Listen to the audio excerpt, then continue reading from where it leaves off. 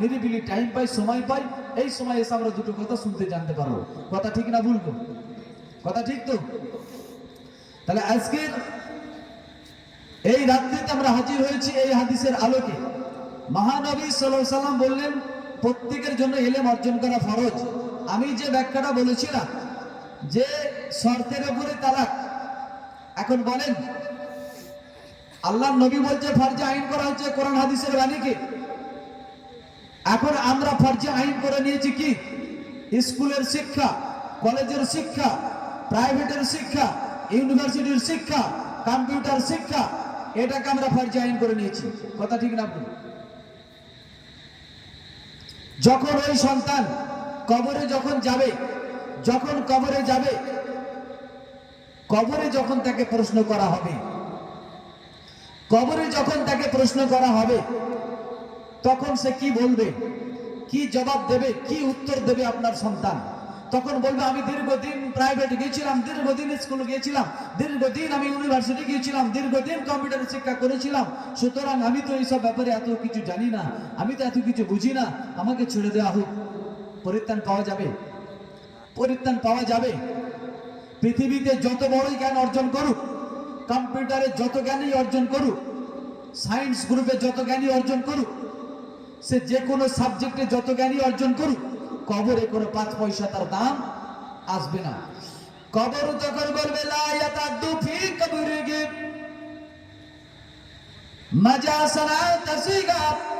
বলো আজকে তুমি পাতে হিসাবে কোরআন হাদিসের জ্ঞান, কোরআন হাদিসের আমল কতটা নিয়ে এসেছো, কোরআন হাদিসের আলোকে জীবন যাপন কতটা করেছো, সেই হিসাবটা আজ আমি কবরে তুমি দিয়ে দাও। তুমি কত বড় ক্ষমতা অর্জন করেছিলে, কত জ্ঞান অর্জন করেছিলে, কম্পিউটারে কত জ্ঞান অর্জন করেছিলে, সায়েন্স গ্রুপে কত জ্ঞান অর্জন করেছিলে, জিওগ্রাফিতে কত জ্ঞান অর্জন করেছিলে, ম্যাথমেটিক্সে কত জ্ঞান অর্জন করেছিলে, ইংলিশে কত জ্ঞান অর্জন করেছিলে, আমি কবর এসব কোনো কিছু দেখতে যাব না। আজকে তুমি এসে গিয়েছো, একা দুনিয়ার বুকে এসেছিলে, আর তোমাকে কবরে আসতে হয়েছে একা। আজ তোমার বাপ আপন নাই, মা আপন নাই, কেউ আপন নাই। আজ তোমাকে জবাবদিহি করতে হবে তুমি তোমার জীবনের আমলটা কি করেছো। কোরআন এবং হাদিস এই দুটা গ্রন্থ, যেই গ্রন্থগুলোকে দুনিয়াতে চলার জীবনে কাজ করা দেখিয়েছিলে, বুড়ো আঙুল দেখিয়ে দিয়ে জীবন যাপন করেছিলে, অন্যগুলোকে ফরজে আইন ভেবেছিলে। আজকে বলো কি নিয়ে এসেছো? তোমার থেকে বড় বড় ক্ষমতাধর গুলোকে, কত বড় বড় নেতা মহানেতা গুলাকে, তাদের গুলো লাশ গুলাকে আমি কবর একেবারে নিষ্পেষিত করে ফেলেছি, ছিন্ন ভিন্ন করে দিয়েছি। আজকে বলো তুমি কি নিয়ে এসেছো আমার কাছে? আজকে বলো তুমি কি নিয়ে এসেছো আমার কাছে? এক শ্রেণীর বাপ মা মনে করে আমি আমার ছেলেটাকে যদি ডাক্তার বানাতে পারি, মাস্টার যদি বানাতে পারি, তো আমি একটা বিরাট কিছু কাজ করলাম। জিনা 5 পয়সা দাম নাই, ওই দুনিয়াতে চলার জন্য কিছুটা দাম আছে, বাকি আর কিছু না, বাকি আর কিছু না।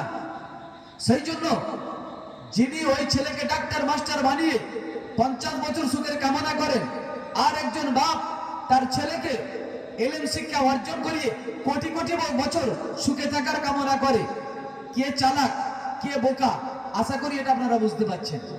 ওই 50 বছরের সুখের কামনা করবেন, আর একজন বাপ তার ছেলের হাজার হাজার লক্ষ লক্ষ কোটি কোটি বছর সুখের কামনা করে। অথচ এরা নাকি মনে করে ওরা বোকা, এরা কিছু বোঝে না, ওর ছেলেটা খেতে পাবে, মৌলবী হলে ওর ছেলেটা মাদ্রাসায় পড়লে খেতে পাবে, এরা এটা ভাবে, এরা এটা ভাবে।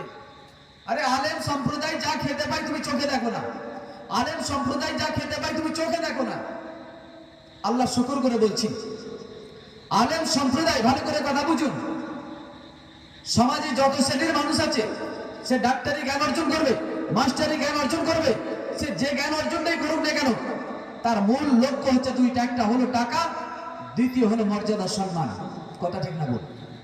সম্মানের ভিখারি সবাই, যত কোটি টাকার মালিক হোক, যত কোটি টাকার মালিক হোক, আর যত সে জ্ঞান অর্জন করুক না কেন, তাকে যদি ল্যাংটা উলঙ্গ অবস্থায় যদি তাকে জেলখানায় নিয়ে যাওয়া হয়, তার যদি মানহানি ঘটে, তার টাকা তার জ্ঞান এই সব কিছু থেকে কোনো কাজে আসবে? তাহলে সম্মানের ভিখারি কেউ চায় না আমার মানহানি ঘটে যাক, ছোট থেকে বড় প্রত্যেক শ্রেণীর মানুষ সবাই চায় আমার মানহানি না ঘটে যায়। অতএব মান সম্মান এ এমন একটা জায়গা, এ এমন জিনিস যাকে কোটি টাকা দিয়ে কিনে পাওয়া যায় না। আর এই জায়গায় সারা পৃথিবীর জমিনে ভালো করে কথাটা বুঝুন, সারা পৃথিবীর মুখে যত ধরনের যত শ্রেণীর মানুষ আছে সবার উঁচুতে আল্লাহ তাআলা আলেম শ্রেণীর সম্মান মর্যাদা অনেক বেশি দিয়েছে। একবার জোরে বলেন না সুবহানাল্লাহ, আর একটু জোরে বলেন না সুবহানাল্লাহ। না তাকবীর, না তাকবীর। আল কোরআনের আলো, আল হাদিসের আলো, আল কোরআনের আলো, আল হাদিসের আলো। না তাকবীর। আল্লাহুম্মা সাল্লি আলা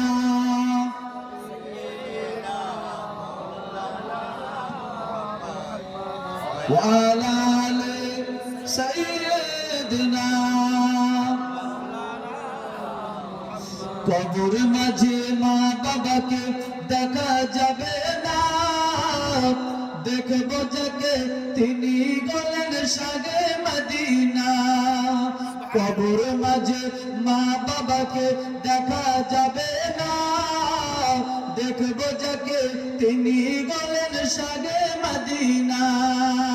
সেই নবীজির দিদার পেতে চলো মদিনা, সেই নবীজির দিদার পেতে চলো মদিনা।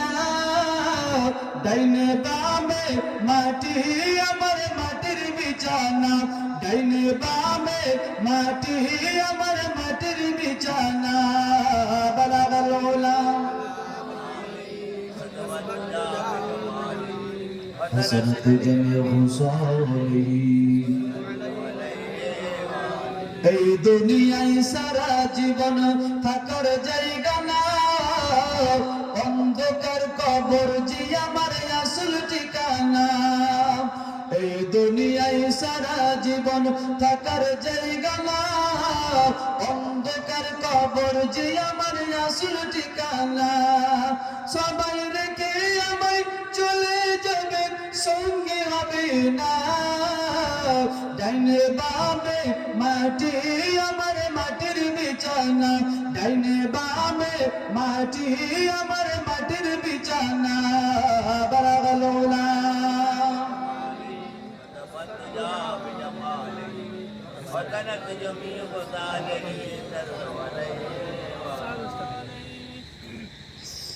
যে কথা বলছিলাম, ও মুসলমান, ওই পানিওয়ালা তার স্ত্রীকে শর্তের উপরে 3 তালাক দিয়েছে, শর্তের উপরে 3 তালাক দিয়েছে। এই তালাকটা হবে কি হবে না গ্রাহ্য। এই ফতোয়া জানার জন্য পাগলের মতো উন্মাদের মতো ছুটে বেড়ায়। যখন রাতটা ঠান্ডা হয়ে গিয়েছে, মাথাটা যখন ঠান্ডা হয়ে গিয়েছে, স্বামী স্ত্রী এত মিল মহাব্বত, স্বামী স্ত্রী এত মিল মহাব্বত, কিন্তু রাগের মাথায় তালাক দিয়ে দিয়েছে, 3 তালাক প্রদান করেছে। এখন এই তালাকটা যদি হয়ে যায়, স্বামী স্ত্রী আর সম্পর্ক থাকবে না। 3 তালাক মানে আর সম্পর্ক থাকে না। খুব ডেঞ্জার জিনিস। 3 তালাক যদি বলে দেয়, একবার যদি সে মুখে উচ্চারণ করে দেয়, 3 তালাক একবারই হয়ে যাবে, তবে নিকৃষ্ট হালাল। এটা পদ্ধতি না। তথাপি যদি স্বামীর আগেতেও যদি বলে দেয়, তাহলেও তালাক পতিত হয়ে যাবে। এখন এই তালাক তো পতিত, তালাকটা তাহলে আমি তো শর্তের উপরে দিয়েছি। স্ত্রীর ন্যূনতম একটু জ্ঞান আছে ইসলামে, আপনি আমাকে তালাক দিয়েছেন শর্তের উপরে। দুনিয়ার সমগ্র কিছু দিতে না পারলে তালাক, কিন্তু আপনি তো দিতে পারবেন না মেয়ের বিয়েতে। মেয়ের বিয়েতে আপনি দুনিয়ার যত রকম আছে আপনি তো দিতে পারবেন না, তাহলে আমার উপরে তালাক হয়ে গেছে। বললো না, এটা কি করে হতে পারে, দুজনের সম্পর্ক বিচ্ছেদ হয়ে যাবে। 3 তালাক এমন জটিল, যদি 3 তালাক হয়ে যায়, ওই স্ত্রীর সঙ্গে আর বিয়ে পড়ালেও হবে না, বিয়ে পড়ালেও আর হবে না। ওই স্ত্রীকে অন্য কোনো পরপুরুষ তাকে বিয়ে করবে, সে যদি সদিচ্ছায় আবার ছেড়ে দেয়, তালাক দেয়, তবে দ্বিতীয়বারে আবার ওই স্বামী পুরাতন স্বামী তাকে গ্রহণ করতে পারবে, তার আগে নয়, তার আগে নয়।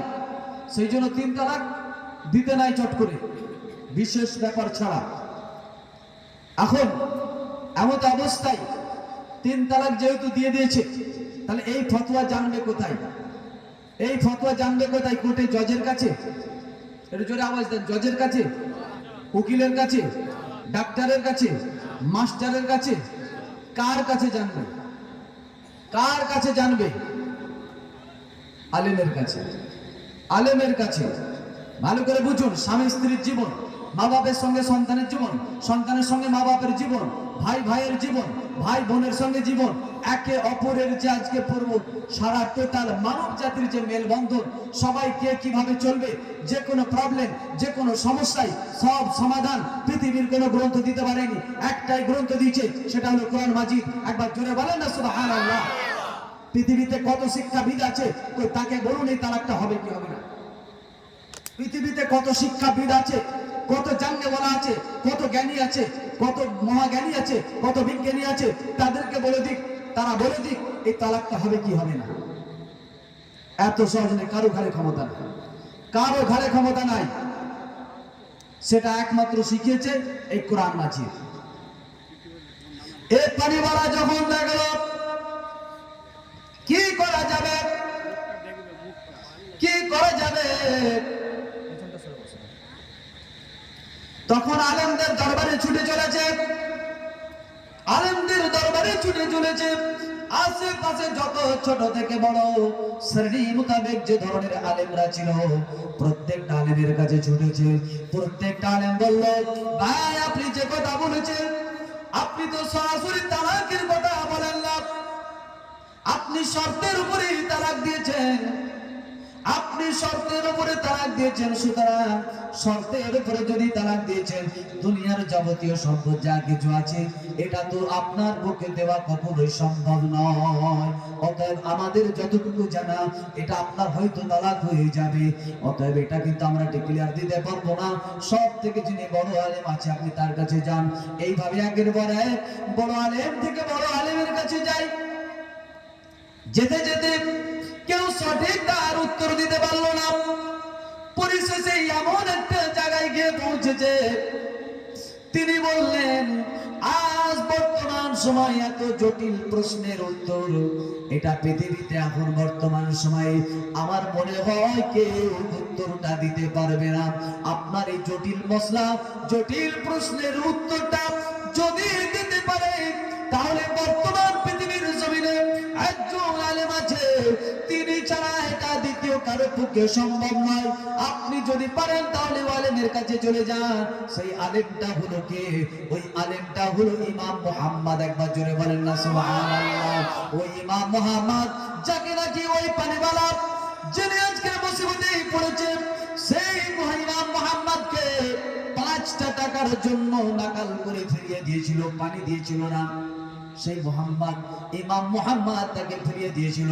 আজকে বর্তমানের কাছে খবর হয়ে গেল কি ওই আলেমটা ছাড়া দ্বিতীয় কেউ আপনার এই প্রশ্নের সমাধান করতে পারবে না। দ্বিতীয় কেউ করতে পারবে না, কারণ বর্তমান সময়ে তৎকালীন সেই সময়তে ইমাম মুহাম্মদ ছিলেন সারা বিশ্বের নাম্বার 1 আলেম, তার উপরে কোনো আলেম ছিল না। অতএব তার মতো একজন আলেম তার কাছে 1 গ্লাস পানি চেয়েছিল।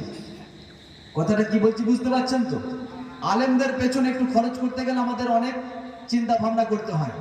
অনেক আবার আলেমকে ভালোবেসে তাকে যেভাবে হোক আপ্যায়ন করা, যতটুকু তার পক্ষে সম্ভব, বিভিন্ন ছলে বলে কৌশলে বিভিন্ন প্রকারে অনেকে করে। আর অনেকে আলেম থেকে একটু দূরে সরে থাকে। হাজি গাজি আলেম ওলামা তাদের পেছনে যতটুকু খরচ করবেন, এর ফলাফল, এর জাযা, এর বদলা কে দেবে? আল্লাহ দেবে। আল্লাহ দেবে। যখন এলাকায় মানুষ ব্যভিচারে লিপ্ত হয়, যখন শরাব পানে লিপ্ত হয়ে যায়, সুদের মধ্যে লিপ্ত হয়ে যায়, ঘুষের মধ্যে লিপ্ত হয়ে যায়, নানা রকম পাপ কাজে যখন লিপ্ত হয়, আল্লাহ তাআলা তাদের উপরে গজব দেওয়ার জন্য প্রস্তুতি নিয়ে নেন। আর একদল ফেরেশতা তখন গিয়ে বলে, রাব্বিল আলামিন এই এলাকায় একটা মাদ্রাসা আছে, মাদ্রাসার ছেলেগুলো, মাদ্রাসার বাচ্চাগুলো উঠে তাহাজ্জুদের নামাজ পড়ার জন্য প্রস্তুতি নিয়েছে। আল্লাহ তাআলা বললেন, আমার ফেরেশতা সাক্ষী থাকো, ওই বাচ্চাগুলোর খাতিরে, ওই বাচ্চাগুলোর মহব্বতে, ওই বাচ্চাগুলোর ওসিলায় ওদের জন্য আমি এলাকার মুসিবতকে তুলে নিলাম। একবার জোরে বলেন না সুবহানাল্লাহ। ওদের কারণে আল্লাহ তাআলা বড় বড় মুসিবতকে হটিয়ে দেয়। একজন আলেমের কারণে, একজন হাজির কারণে, একজন মুফতি মুহাদ্দিসের কারণে, একজন তলবে ইলম এলাকায় থাকার জন্য, এলাকায় তলবে ইলম থাকার কারণে আল্লাহ তার মহব্বতে, তার ভালোবাসায় এলাকা থেকে বহু মুসিবতকে হাটিয়ে দেন, বহু মুসিবতকে তুলে নেন, বহু গজবকে আল্লাহ তুলে নেন। কিন্তু এটা তো আমরা বুঝি না, এটা তো আমরা বুঝি না। ভালো করে কথাটা বুঝুন। বিবাহ হচ্ছে ছেলে এবং মেয়ে, বর যাচ্ছে বিবাহ করতে, তার সঙ্গে যাত্রী যাই 50 জন, 100 জন, 200 জন, 300 জন, যাই কি যায় না? যাই তো। তাহলে বিবাহ করছে একজন পাত্র, একজন ছেলে, তাহলে তার খাবারের ব্যবস্থা করলেই তো হতো। তার সঙ্গে এসেছে এতগুলা মানুষ, তাকে যেমন আপ্যায়ন করা হচ্ছে, তার ওসিলাই, তাকে কেন্দ্র করে, বরকে কেন্দ্র করে এতগুলো যাত্রী খেতে পাই। কথা ঠিক না ভুল? বরকে কেন্দ্র করেই তো মানে প্রত্যেকে খাচ্ছে একটা সুন্দর খাবার। মহান রব্বুল আলামিন আল্লাহ সারা জগতের মানুষগুলাকে, সারা জগতের মানুষগুলাকে বরের জায়গায় ধরে নেন। আমার আপনার প্রিয় নবী সাল্লাল্লাহু আলাইহি ওয়াসাল্লাম, তাকে কেন্দ্র করে সারা বিশ্বের প্রত্যেকটা মানুষকে আল্লাহ তাআলা আহার জুটিয়ে দেন, খাবার জুটিয়ে দেন। আল্লাহ রাব্বুল আলামিন প্রত্যেকটা মানুষের আহার জুটিয়ে দেন। তিনি বলেন রুজির মালিক। আল্লাহ নবী পাক সাল্লাল্লাহু আলাইহি ওয়াসাল্লাম তিনি যে আমাদের কাছে বলেছেন কিতাবের ইলম অর্জন করা ফরজ আইন, প্রত্যেকের কাছে জ্ঞান অর্জন করতে হবে। আল্লাহ নবী পাক সাল্লাল্লাহু আলাইহি ওয়াসাল্লামের আমলে এমন সময় দুই ভাই তার মধ্যে বড় ভাই এসে নালিশ করলো, ইয়া রাসূলুল্লাহ হুজুর, ইয়া হাবিবাল্লাহ হুজুর, আমার বাড়িতে অনেকটা কাজ রয়েছে, আমরা দুই ভাই ছোট ভাই আপনার কাছে প্রায় টাইম থাকে, নামাজ কালাম কোরআন কিতাব নিয়ে বেশিরভাগ সময় কাটায়, কিন্তু আমার পক্ষে একার পক্ষে কাজ করা অসম্ভব হয়ে যায়, যাতে করে আমার সঙ্গে কাজে হাত লাগায়। এটা আপনি ওকে একটু বলে দেন, এটা আপনি ওকে একটু বলে দেন, নতুবা সংসারটা চলবে কি করে, নতুবা আমি খাবো পড়বো কোথা থেকে আমরা? আল্লাহ নবীকে উত্তর দিয়েছিলেন, হে প্রিয় বৎস, শুনে রাখো, তুমি যতই কাজ করো না কেন, যত তুমি কাজ করো না কেন, তুমি খেতে পাতে না, তোমার আহার জুটতো না। আল্লাহ তাআলা তোমাকে ভালো খাওয়ায়, ভালো পড়ায়, এটি কাজের মাধ্যমে নয়। তোমার ভাই নামাজ কালাম করে, কোরআন কিতাব পড়ে, ওর ওসিলায় আল্লাহ তোমাকে খেতে দেয়। জোরে বলেন সুবহানাল্লাহ। ওর ওসিলায় তোমাকে খেতে দেয়। তুমি কি মনে করেছো কাজ করলে আমি খেতে পাবো? কাজ করলে খেতে পাবো? এত সহজ নয়, এত সহজ নয়। রুজির মালিক কে? রুজির মালিক কে? শান্তির মালিক কে? কত ডাক্তার হয়েছে, বাপ মায়ের সঙ্গে ফিকশন, বাপ মায়ের সঙ্গে মিল নাই, স্বামী স্ত্রী মিল নাই, ডাক্তারের স্ত্রী অন্যের সঙ্গে প্রেমালাপ করে, অতএব কত এরকম অশান্তির জায়গা দেখবেন। তারা কিন্তু একটা টাইম ভেবেছিল, আমি যদি ডাক্তার ডিগ্রি অর্জন করি, আমি যদি ইঞ্জিনিয়ার ডিগ্রি অর্জন করি, তো আমি একটা বিরাট চরম পরম সুখে থাকবো, আমি বিশাল একটা আনন্দের জায়গা পাবো। আরে সুখের মালিক কে? সুখের মালিক কে? ভালো করে বুঝুন। যিনি ডাক্তার হয়েছেন, যার হাতে ঔষধ অনেক কাজ হয়, ঔষধ প্রেসক্রিপশন লিখলে কাজ হয়, তিনি লিখতে শুরু যখন করেন, পেশেন্টের পর পেশেন্ট, সারাদিনে ভালো করে খাবার টাইম নাই, ঘুমাবার টাইম নাই, একের পর এক চলতেই থাকে, দিনের পর দিন, মাসের পর মাস, এরকম বছরের পর বছর। স্ত্রীকে টাইম দিতে পারে না, বাচ্চাদেরকে টাইম দিতে পারে না, মা বাবাকে টাইম দিতে পারে না, শুধু বোঝে টাকা, শুধু বোঝে টাকা। আর পেশেন্ট, যে ডাক্তারের ওষুধ নাই, যে ডাক্তার ওষুধে কোনো কাজ নাই, যে ডাক্তারের ক্ষমতা নাই, যে ডাক্তারের যোগ্যতা নাই, ডাক্তার ডিগ্রি অর্জন করেছে, তার ওষুধে কোনো কাজ হয় না, প্রেসক্রিপশনে কোনো কাজ হয় না, সারাদিন সে ডাক্তার ডিগ্রি অর্জন করে সে ভূতি চুষে, তার খাবার জুটে না, তার পয়সা জুটে না, তাতেও তার অশান্তি, স্ত্রীর সঙ্গে অশান্তি। তুমি ডাক্তার ডিগ্রি অর্জন করেছো, তুমি তো পয়সা রোজগার করতে পারো না। কথা ঠিক না ভুল? কথা ঠিক না ভুল? জোরে বলেন। অতএব শান্তির মালিক একমাত্র তিনি প্রভু আল্লাহ, শান্তির মালিক তিনি, রুচির মালিক তিনি, সব কিছুর মালিক তিনি। তাই তার যিনি হয়ে যাবেন তিনি তার হয়ে যাবেন, আল্লাহর যে হয়ে যায় আল্লাহ তার হয়ে যায়। আমরা তো এটাই বুঝতে পারি না। আমরা জানি যতই ডাক্তার ডিগ্রি অর্জন করি, মাস্টার ডিগ্রি অর্জন করি, আমি ইঞ্জিনিয়ার ডিগ্রি অর্জন করি, সবাই জানে আমার যদি রিলেশনশিপ, আমার যদি কাছের লোক একটা এমপি হয়, একটা যদি মন্ত্রী হয়, তাহলে আমার চাকরির জন্য কোনো অভাব হবে না। এটাই আমরা ভাবি। তাহলে এটা আমরা চিন্তা করি, এটা আমরা ভাবি যে লেখাপড়ার থেকেও সামান্য লেখাপড়া হলেই হবে, কিন্তু যদি একটা সোর্স থাকে, একটা যদি জায়গা থাকে, তাহলে আর চিন্তা করতে হবে না, চাকরির জন্য আমাকে ভাবতে হবে না। নতুবা খুব ভালো যদি ডিগ্রি নিয়ে পড়াশোনা করি, ভালো যদি তার রেজাল্ট হয়, তাহলে যদি সোর্স যদি না থাকে, চাকরির জন্য তাকে অনেক ঘুরে বেড়াতে হয়। সুতরাং এটা আমাদের মাথায় এলো, একটা সোর্সের কত ক্ষমতা, একটা সোর্স থাকলে অনেক কিছু হয়ে যায়। কিন্তু আমাদের এটা মাথায় এলো না, আমরা যদি নবীকে আপন করে নিতে পারি, আল্লাহকে যদি আপন করে নিতে পারি, আল্লাহকে যদি আমরা আপনজন করে নিতে পারি, তাহলে তো আমাদের সব বেলা পার হয়ে যাবে। একবার জোরে বলেন না সুবহানাল্লাহ। ইমাম মুহাম্মাদের আমলে ওই পানিওয়ালা যখন খোঁজ করে করে চলে গেল ওই বাড়িতে গিয়ে সালাম দিল গেটের সামনে, আসসালামু আলাইকুম রাহমাতুল্লাহি ওয়া বারাকাতুহু। ভেতর থেকে ইমাম মুহাম্মদ তিনি বের হয়ে আসলেন, ওয়া আলাইকুম আসসালাম। চোখে চোখ যখন লেগেছে, তখন ইমাম মুহাম্মদ চিনতে পারলেন, হায় রে সেই ছেলে, এ তো সেই বেটা যিনি পানিওয়ালা, পানি বিক্রয় করতো। আমি একটা দিন পানির জন্য ওর কাছে পানির জন্য বলেছিলাম, পয়সা ছিল না, এক গ্লাস পানি চেয়েছিলাম, কিন্তু পানি না দিয়ে আমাকে নাকাল করে ফিরিয়ে দিয়েছিল। কথা ঠিক না ভুল? মনে আছে তো নাকি নেই? পানির জন্য ফিরিয়ে দিয়েছিল, আর আজকেও বেটা আমার কাছে এসেছে। আর এও তখন দেখে আর মানে লজ্জায় পুরো একেবারে শেষ, মাথা হেঁট। আমি কার দরবারে এসেছি? এত আলেমের কাছে ঘুরে বেড়ালাম, আমি এলাকায় এত আলেমের কাছে ঘুরে বেড়ালাম, বেশ কয়েকদিন হয়ে গেল, আর আমার কাছে রেজাল্ট এলো বর্তমান সারা বিশ্বের বুকে, বর্তমান সময়ে তাহলে ইনি হলো শ্রেষ্ঠ আলেম। একবার জোরে বলেন না সুবহানাল্লাহ। আল্লাহ, আমি তাহলে সেদিন কি অন্যায় কাজ করেছি? আমি চিনতে একটুও পারলাম না, আমি একটুকুও বুঝতে পারলাম না, কি মারাত্মক অপরাধ করেছি। আজকে সেই আলেমের কাছে আমাকে আসতে হয়েছে, সেই আলেমের কাছে আমাকে আসতে হয়েছে। ভালো করে পয়েন্টটাকে বুঝে নেন। যদি কোনো আলেমের পেছনে কেউ কাঠি নাড়ে, আলেমের যদি কেউ ক্ষতি করে, আলেমের যদি পেছনে কেউ কাঠি নেড়ে থাকে, তার অবস্থা ঠিক এরকমটাই হয়।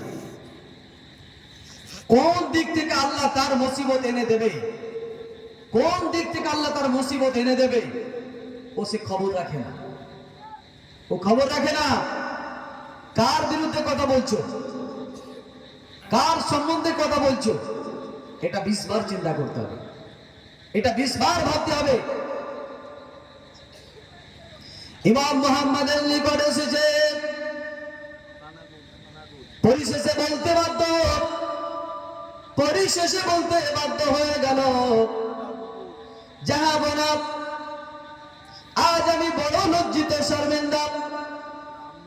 একটা সময়, একটা দিন আপনাকে আমি এক গ্লাস পানির জন্য ফিরিয়ে দিয়েছিলাম, সেদিন কিন্তু আপনি আমায় বলেছিলেন 2টো তালাকের মশলা শিখিয়ে দেবেন, বলেছিল তো, মনে আছে?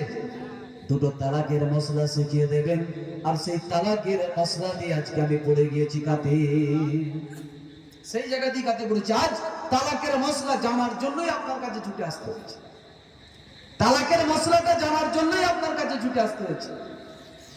ঠিক আছে, বলুন কি ব্যাপার, কি ব্যাপার বলুন না। আমার একটি মাত্র মেয়ে, তার বিবাহতে আমি বলেছি সবকিছু দেব, আমার স্ত্রী বলেছে পারবে না। দুজনে তর্কে পৌঁছে গিয়ে আমি বলে ফেলেছি, যদি না দিতে পারি তোমার উপরে 3 তালাক, আমি যদি না দিতে পারি তোমার উপরে 3 তালাক। তাই হুজুর, এখন আমার স্ত্রীর উপরে তালাক হবে কি হবে না, তালাক হবে কি হবে না, এই ফতোয়া জানার জন্য আপনার কাছে এসেছি। বললো ফতোয়া তো আর সহজেই হবে না। সেদিন আমাকে 5 টাকার জন্য ফিরিয়ে দিয়েছিলে না এক গ্লাস পানি, আজকের তুমি ফিরে যাও, আগে অর্থ নিয়ে এসো 10 দিরহাম, আগে 10 দিরহাম নিয়ে এসো, তারপরে আমি তোমার উত্তর দেব, নিশ্চিত তোমার উত্তর আমি দেব। এখন কি করবে, যেটুকু কুটির আছে বাড়ি, আর বিশেষ কিছু তো সম্পত্তি নেই, গরিব অসহায় মানুষ। এখন কি করবে, এখন স্বামী স্ত্রী তাদের আত্মীয়তা বন্ধনটাকে রাখবে না আগে বাড়িঘর সম্পত্তিটা রাখবে? অতএব আগে দেখলো হিসাব করে আলোচনা করে, এখন আগে আত্মীয়তা সম্পর্ক, স্বামী স্ত্রীর আগে সম্পর্কটা তো থাক, সম্পত্তি আবার পরে করা যাবে। তাই যেটুকু ছিল বিক্রয় করে দিয়ে আগে হুজুরের পয়সা নিয়ে গেছে, 10 দিরহাম নিয়ে গেছে। বললো বেটা আজকে তো তোমার এতটা পয়সা লাগলো, সেদিন 1 গ্লাস পানির বিনিময়ে তুমি আজকে যে মশলাই আটকে পড়েছো, যে ঘটনায় আটকে পড়েছো, আমি সেদিন তোমাকে ভেবেছিলাম এই শিক্ষাটাই দিয়ে দেবো, এই মশলাটাই দিয়ে দেবো। অর্থাৎ আল্লাহর ওলিদেরকে, আল্লাহর কামেল বান্দাদেরকে অ্যাডভান্স একটা মানুষের কি মুসিবত আসতে পারে এটা আল্লাহ তাদেরকে কিছু কিছু ক্ষেত্রে তাদেরকে জানিয়ে দেন। একবার জোরে বলেন না সুবহানাল্লাহ। তাই তিনি জানেন সামনে আসছে দিন, ওর একটা বড় মুসিবত আসছে, তাই তিনি ভাবলেন আমারও একটু পানির তৃষ্ণা মিটবে, আমি একটু পানি পান করব, আর ওকে দুটো মশলা জানিয়ে দেবো, বেচারার একটু উপকার হয়ে যাবে। কিন্তু তখন সে নিতে পারলো না। এক শ্রেণীর মানুষ আছে না, আলেমকে ভালোবাসতে পারে না, আলেমকে ভালোবাসতে শেখে না। কোন আলেমের কি কোয়ালিটি আছে, কোন আলেমের মধ্যে কি আছে, এটা বোঝা বড় মুশকিল আছে, এটা বোঝা বড় দায় আছে। সবটা চোখে দেখে মানে এ করা যাবে না, বিচার করা যাবে না। বাইজিদ বুস্তামি রহমাতুল্লাহ আলাইহি, বাইজিদ বুস্তামি রহমাতুল্লাহ আলাইহির জামানায় তিনি ঢুকছেন, প্রবেশ করছেন যেখানে নাকি বেশ্যালয়, যেখানে নাকি বেশ্যাখানা, একজন মহিলা সে তার দেহ বিক্রি করে। অতএব সেই লাইনে এমন বিশ্ব সুন্দরী, সেখানে লাইন দিয়ে দাঁড়াতে হয়, সেই লাইনে দাঁড়িয়েছে কে? বাইজিদ বুস্তামি রহমাতুল্লাহ। মানুষ তাকে কি বলবে, ভালো বলবে না খারাপ বলবে? ভালো বলবে না খারাপ বলবে? স্বাভাবিক খারাপ বলবে। একজন আলেম যখন ওই জায়গায় গিয়ে দাঁড়াবে তখন কখনোই কোনো মানুষ তাকে ভালো বলতে পারে না। আশা করি এই ঘটনা আপনাদের জানা আছে। তাই বাইজিদ বুস্তামি রহমাতুল্লাহ আলাইহি যখন তার লাইন এসে গেল, 1 ঘন্টা সময় প্রবেশ করলেন ভিতরে, মহিলা দেখি হতবাক, কি ব্যাপার, বুড়ো কেন এই জায়গায়, বুড়ো কেন এই জায়গায়? তিনি বললেন হ্যাঁ আমি এসেছি এই জায়গায়, অবশ্যই আগে বলো আমি যে টাকা দিয়েছি, আমি যে টাকা দিয়েছি বা দেব, এই টাকায় 1টা ঘন্টা আমি যা বলবো তুমি তাই করবে? বললো জি হ্যাঁ অবশ্যই, আমি যা বলবো তুমি তাই করবে। ঠিক তাই বাইজিদ বুস্তামি রহমাতুল্লাহ আলাইহি ওই বেশ্যাখানায় সবাই লাইন দিয়ে দাঁড়িয়ে আছে বাইরে, আর বেশ্যাখানার ভেতরে বাইজিদ বুস্তামি রহমাতুল্লাহ আলাইহি সেখানে তখন 1 ঘন্টার জন্য সময় নিয়েছে পয়সা দিয়ে। মহিলাকে বলল পানি নিয়ে এসো 1 লোটা, 1 বদনা পানি নিয়ে এসলো। বললো আমি যেভাবে দেখাচ্ছি এইভাবে তুমি উঁচু করো। উঁচু করলো, উঁচু করার পরে বললো এইসব আমি কেন করব, এটা তো এইসবের জায়গা নয়। বললো আমি পয়সা দিয়েছি 1 ঘন্টার জন্য, আমি যা বলবো তুমি তাই করবে, এটাই আমার, এটা কথা হয়েছে, কথা ঠিক না ভুল? তাহলে আমি যা বলবো তুমি তাই করবে, এটা তুমি আমাকে আগে ওয়াদা করেছো, এটাই কথা হয়েছে। অর্থাৎ তুমি, আমি যেটা বলবো তুমি সেটা করবে। ওযু করা হয়ে গেল। বাইজিদ বুস্তামি রহমাতুল্লাহের কাছে একটা নামাজ পাটি ছিল, নামাজ পাটিটা বিছিয়ে দিল। নামাজ পাটিটাকে বসতে বললো নামাজের হালতে, নামাজের হালতে বসেছে। আর বাইজিদ বুস্তামি রহমাতুল্লাহের পাশ থেকে দুটো হাত তুলে আল্লাহর কাছে ফরিয়াদ করতে শুরু করেছে। মহিলাকে শুধু বললো আপনি আমিন বলবেন, শুধু আমিন বলবেন, এটা আপনার কাজ, বাকি আর কিছু নয়, যা হবে 1 ঘন্টার মধ্যে। বাইজিদ বুস্তামি রহমাতুল্লাহ আল্লাহ দরবারে দুটো হাত তুলে বলেছিল আ রব্বুল আলামিন, আল্লাহ আমি আপনার দোস্ত বাইজিদ, আমার যতটুকু করার আমি আমার কাজ করে দিয়েছি। হেদায়েতের মালিক আল্লাহ তুমি, হেদায়েতের মালিক আল্লাহ আপনি, সুতরাং এর পরের কাজটা আমি বাইজিদ বুস্তামির পক্ষে সম্ভাবনা। আল্লাহ রাব্বুল আলামিন আমার কাজটা আমি করে দিয়েছি, বাকি কাজটা আপনি করে দিন। এইভাবে বাইজিদ বুস্তামি যখন কেঁদে কেঁদে দোয়া করে, ওই মহিলার চোখে পানি এসে আমিন আমিন বলতে বলতে যখন দোয়া শেষ হয়েছে, মহিলা বাইজিদ বুস্তামির পায়ে পড়ে গিয়ে ক্ষমা চাইলেন, হুজুর আপনি আমার বেয়াদবি ক্ষমা করে দিন, আমাকে কলেমা পড়িয়ে দিন, আমি জীবনে এত অন্যায় করেছি, এত পাপ করেছি, আমি আর জীবনে পাপ কাজ করব না। এদিকে লাইনে যারা দাঁড়িয়ে আছে তিরস্কার জানাই, ভৎসনা জানে কি ব্যাপার, একজন বুড়ো বৃদ্ধ লোক ঢুকলো, এতক্ষণ ওয়েট করি কেন এখনো বের হলো না? পরিশেষে দেখা গেল আর বাইজিদ বুস্তামি দেখা গেল ওই সাদারটা, ওই বেসালয়ের গেটটা, দরজাটা বন্ধ করে দেয়া হলো। ওই জায়গায় বন্ধ করে দেয়া হলো, চিরজীবনের জন্য বন্ধ। আর এ জায়গায় লাইনে কেউ দাঁড়াবে না। জোরে বলেন না সুবহানাল্লাহ। আর একটু জোরে বলেন না সুবহানাল্লাহ। সেই জন্য মুসলমান আমরা চোখে দেখে বুঝতে পারবো না কোন আলেমের মধ্যে কি আমল আছে, কোন আলেমের মধ্যে কি ধবল আছে, কোন আলেমের মধ্যে কতটা কি আছে। এটা আমার আপনার পক্ষে বোঝা সম্ভব নয়। এক শ্রেণীর অন্ধ মানুষেরা আলেমের বিরুদ্ধে কথা বলে, আলেমের বিরুদ্ধে চলাচল করে। ও মুসলমান, ইমাম মুহাম্মদ 10 দিরহাম নিয়ে নিল, বলল ঠিক আছে আপনি চলুন, আপনি চলে যান, মেয়ের বিবাহের দিন ঠিক করুন, মেয়ের বিবাহ দিন ঠিক করুন। মেয়ের বিবাহের দিন ঠিক করবেন, ওই দিনে বহু মানুষকে দাওয়াত করবেন, আর ওই জায়গায় গিয়ে দাঁড়িয়ে আমি আপনার প্রশ্নের উত্তর দেব। ওই দিনে তো আমি ওই জায়গায় গিয়ে উত্তরটা দেব। তাই হুজুরের কথা অনুযায়ী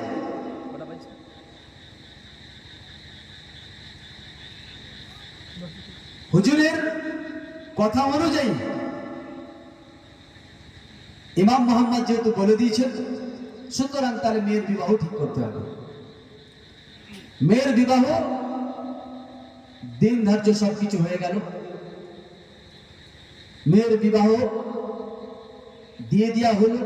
হুজুর এসে হাজির হয়েছে, বললেন মেয়ের বিয়েতে দাবি দাবা যাতে কিছু না থাকে, দাবি দাবা কিছু না থাকে, সিরেফ কেবলমাত্র মেয়েকে নামাজ পড়ার একটু উপদেশ দিয়ে দেবেন, একটা নামাজ পাঠিয়ে দেবেন, আর কোরআন মাজিদটা দেবেন, মেয়েকে একটা তসবিহ দিয়ে দেবেন। মেয়েকে কোরআন মাজিদটা দেবেন, নামাজ পাঠিয়ে একটা দেবেন, একটা তসবিহ দিয়ে দেবেন, বাকি আর কিছু নাই। মেয়েকে বিদায় দিয়ে দিন।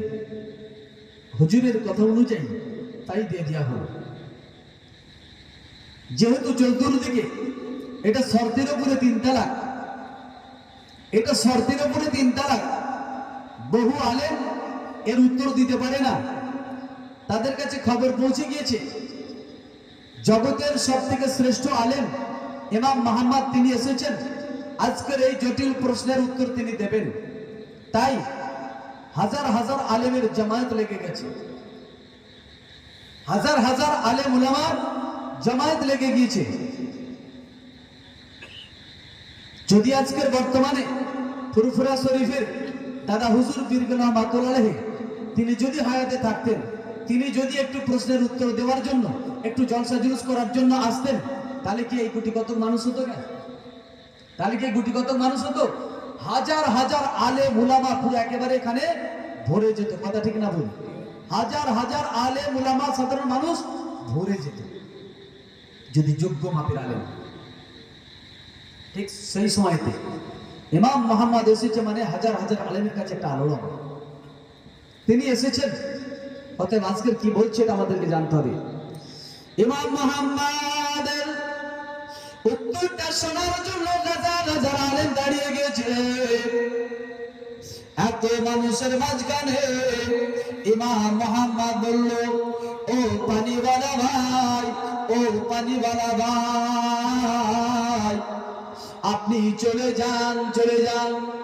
আপনার স্বামী স্ত্রীতে দাম্পত্য জীবন, স্বামী স্ত্রীতে জীবন যাপন করুন। আপনার স্ত্রীকে শর্তে দেওয়া তালাক, ওই তালাকটা পতিত হবে না। একটু জোরে বলা যাবে না সুবহানাল্লাহ?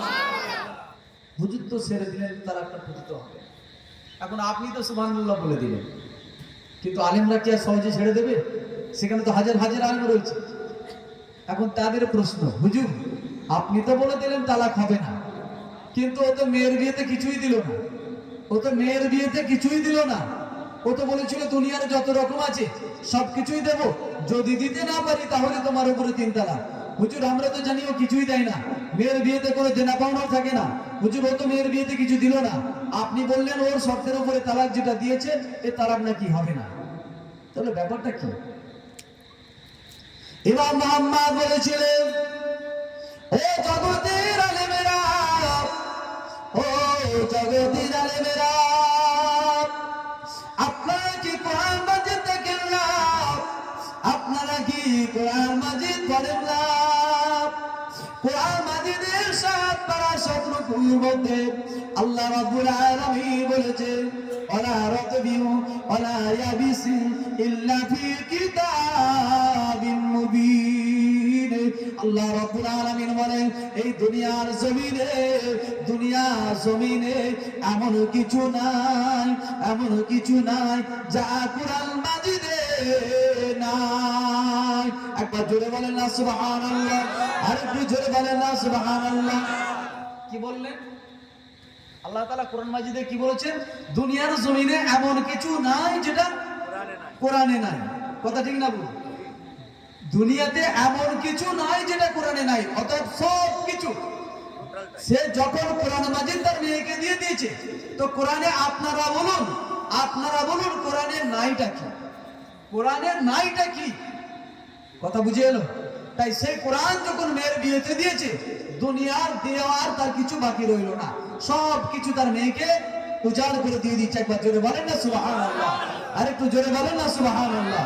না তাকবীর, জোরে সরে আল্লাহুম্মা সাল্লি আলা সাইয়্যিদিনা মাওলানা মুহাম্মদ ওয়া আলা আলি সাইয়্যিদিনা মাওলানা মুহাম্মদ। আরো বুকে পরম সুখে মোদের নবী নিদ্রা যায়, শীতল বায়ু বইছে সদাই, সবুজ ঘেরা খুরমা চাই, সবুজ ঘেরা খুরমা চাই। আরো বুকে পরম সুখে মোদের নবী নিদ্রা যায়, শীতল বায়ু বইছে দুইটি, সবুজ ঘেরা খুরমা চাই। বালাগাল ওরা